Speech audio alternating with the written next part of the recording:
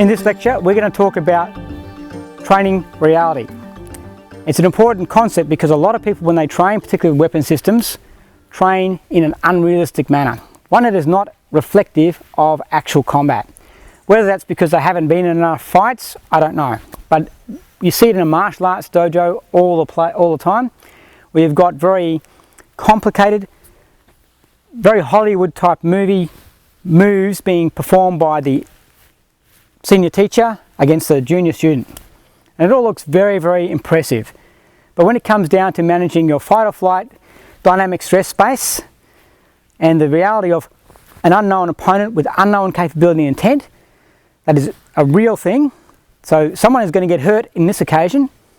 It comes down to what you can actually expect things to happen like on the battlefield. If you constantly drill yourself into a whole stack of unreal training sort of drills, you'll end up with a couple of things going wrong for you. The first one is you will be trying to read the fight. I don't believe that's the best way to do things. I used to train that way. I was trained as a martial artist most of my life, and that's the way I was always taught to react. So if someone threw a jab, I reacted by thinking, well, the jab's probably going to be followed by a cross. So I can go bang, bang. Right? So I had a drill in my head. The drill is fine in some very, very narrow bandwidth situations. But once we get a complicated opponent or someone who's just absolutely aggressive, those drills go out the window.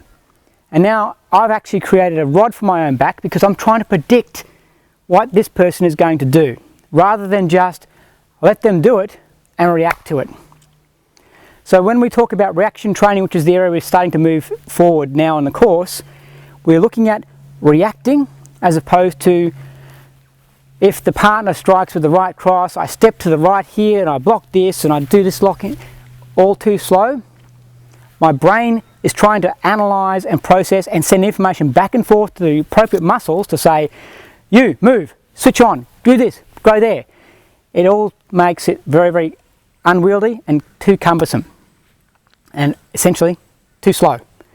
Whereas if I just go into a reactionary mode, like a solar light on a sensor, someone walks past the sensor, the light comes on. Before that, everything is just monitoring the space. So in terms of situational awareness, I'm monitoring the space. I'm monitoring the opponent or opponents. I'm doing nothing. I'm not choreographing any fight scene in my head. There's no Hollywood moves coming to mind. I think, oh, I really want to try this particular move or get a hook in there with that Tomahawk, that'd be great. That's all put aside. We're just blank. We're just blank and waiting, and we're just assessing what's going on. We're still at this point potentially trying to negotiate our way out of the situation. At some point we'll decide, okay, this is not going the way it needs to go. This person is going to be highly aggressive any second. I now need to stop talking and be ready for it. Now, I cannot predict what they're going to do. No one can.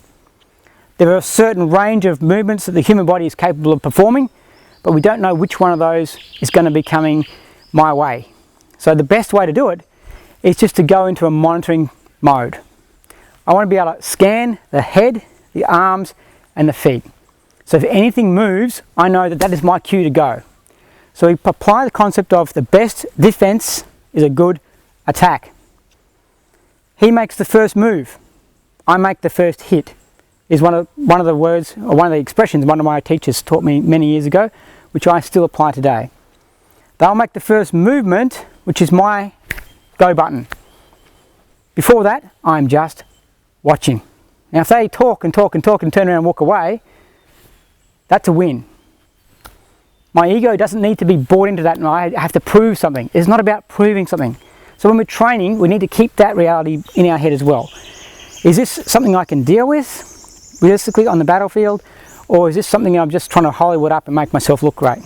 Now if you're teaching, that's where we park our ego, get it out of the way. There is no place for ego in combat, just like there's no place for talking in combat. Once we switch into that space, the job is on. That is it. It's professional, professional only. There's no personal stuff in there. ego is part of your personal baggage. Talking is part of your ego and your personal baggage. Get rid of those. They'll get you in trouble. We just assess, monitor, react. And that's as simple as it goes. When you look at a lot of martial arts specific training that involves tomahawk fighting, which there is a lot of, there's one distinct attribute of the way people interpret how this is going to be utilized in battle that sets it apart from what we're going to do here on this course.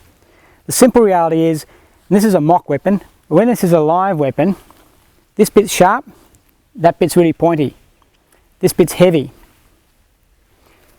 This will hurt a lot. So when it hits, I'm putting a lot of force and a lot of sharp edge into the target.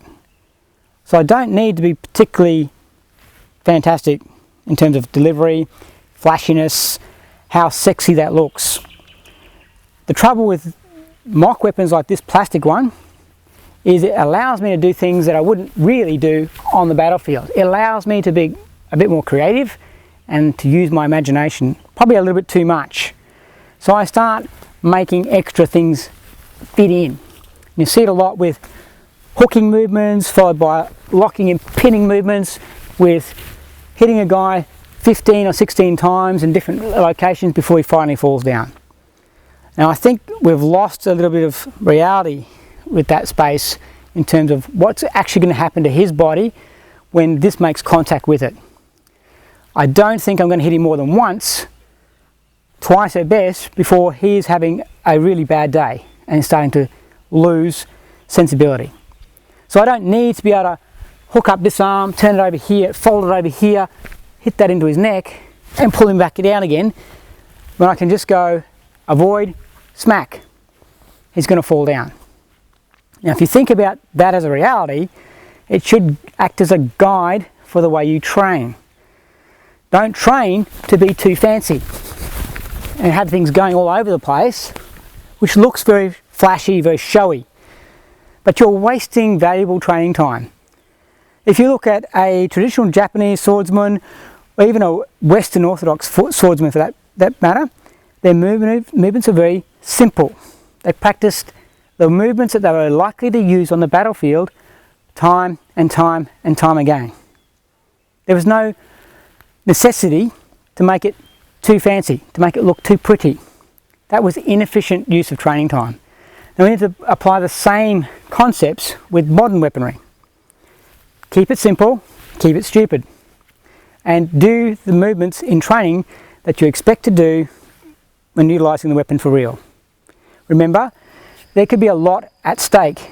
Your life, the life of your loved ones, anyone else you're in charge of protecting. So looking good has no place in training. Being efficient is their main focus and needs to be your main focus. If that means you're just doing one strike all the time, do one strike. If everyone else is doing 15 strikes in the same space, that's their journey. Let them be on it. Don't judge it. It's a different way of looking at it. But at the end of the day, you need to think what is going to work for you, and keep that reality in the forefront of your mind when you're developing your training systems and you're working with an opponent. From the opponent's point of view, when you're sparring, training, whatever you want to call it, with an opponent or multiple opponents, as we're going to do in the next couple of lectures, when you get hit with something like this, and this is the mock weapon, you need to extrapolate, if that hit me for real in my head, would I still be standing up? What would my posture likely be? Am I going to still be sitting there with a guard up when something's just caved my skull in? Probably not. You're going to be halfway to the floor or on the floor. That's it. You're not going to get hit 15 times with this thing, standing up, defending yourself, deflecting things, and still going at it when this has made contact with any part of your body. It's going to put a lot of kinetic energy into your body if this is real. So if you don't train with that concept, you're ripping your partner off. He's getting a false expectation of what he needs to do, or she needs to do, to use the weapon effectively, because you're not telegraphing the appropriate message out. So they're thinking, I need to hit this person multiple times. You don't. One hit, down you go. I don't think I could think of anyone strong enough to be struck with one of these things live, the full power blow, to stand there and keep fighting on. They are pretty vicious, very efficient, very ruthless.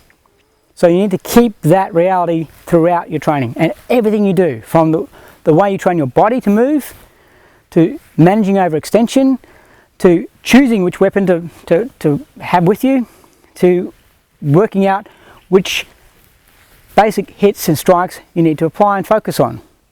Don't make it fancy. Leave the martial arts in the martial arts hall. Do not mix the two up. Do not go out and get yourself in a situation thinking you're going to martial art your way into something. One hit, bang. You just need to recover and hit again if need be, and then clear that space, get out of there. That's your job. Your job is not to make yourself look good. Your job is to save and protect, to serve and protect. That's it. This is just a tool to help you achieve that reality. I think that'll do it on that discussion. But when you train, train real. Keep it real. We fight with intelligence, not brawn. That's a key shift of the way you need to think of your training in all aspects, but particularly with the Tomahawk.